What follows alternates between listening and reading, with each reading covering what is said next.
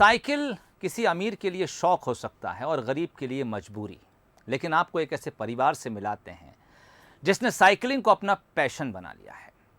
दरअसल परिवार का एक सदस्य लीवर की बीमारी और दवाई का लगातार सेवन करके परेशान हो चुका था, लेकिन रोजाना साइकिलिंग की आदत ने उसे इस बीमारी से पूरी तरह निजात दिला दी।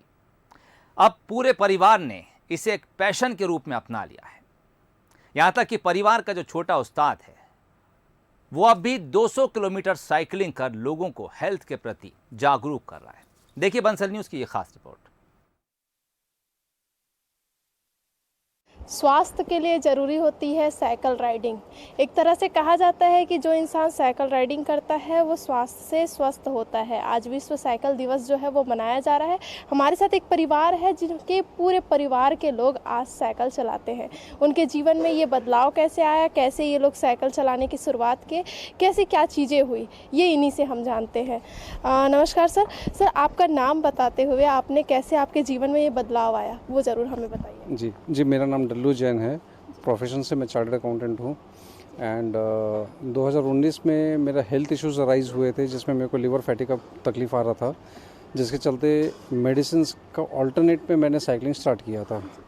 और आज उसका रिज़ल्ट मेरे को काफ़ी अच्छा मिला कि मेरे को उसके बाद मैंने कभी ना दवाई लिया, और जो मेरे को परहेज़ बोला गया था वो भी परहेज़ आज मैं नहीं ले रहा हूँ, लेकिन मेरे को कोई ऐसा कोई इशू नहीं है और मैं एकदम फिट हूँ। कहा जाता है कि मतलब औरतें घर के काम में ही बिजी हो जाती, लेकिन आप भी साइकिल चलाते हैं। आपके जीवन में ये बदलाव कैसा है और आप कैसे ये चीज़ें रूटीन में लाई?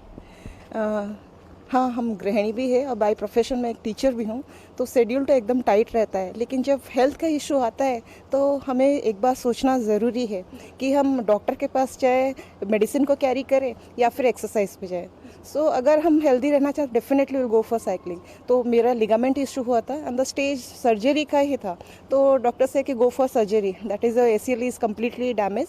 सो मैंने डिसाइड किया इन दिस मीन टाइम, मेरे को हस्बैंड ने ही रिकमेंड किया कि एक बार आप साइकिलिंग शुरू करिए।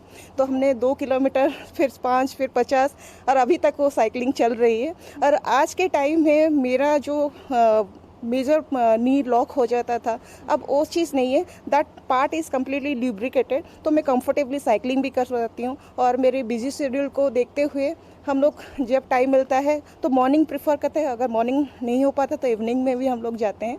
वो चीज़ हम लोग कंटिन्यू कर रहे हैं। अभी आप कौन से क्लास में हो और साइकिल चलाने का क्या आपको मतलब एक जुनून रहता है ना, कैसे आया?